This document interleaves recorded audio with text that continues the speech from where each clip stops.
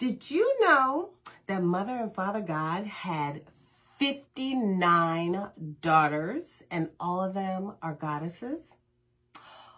Along with that little tidbit, I have channeled a whole program from Mother God where she told me what books to use. She told me what curriculum to add to the books.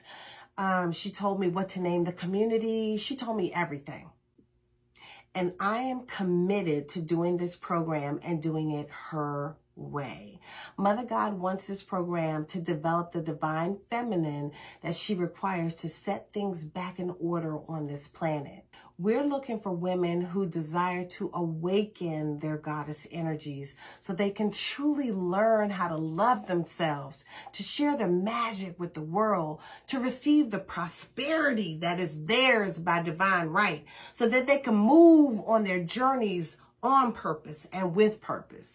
We're using the African Goddess Initiation, Sacred Rituals for Self-Love, Prosperity, and Joy by Abiola Abrams, along with her corresponding Oracle deck, African Goddess Rising. And these are our foundation, the foundation for the program. What I know is that the goddesses must be awakened.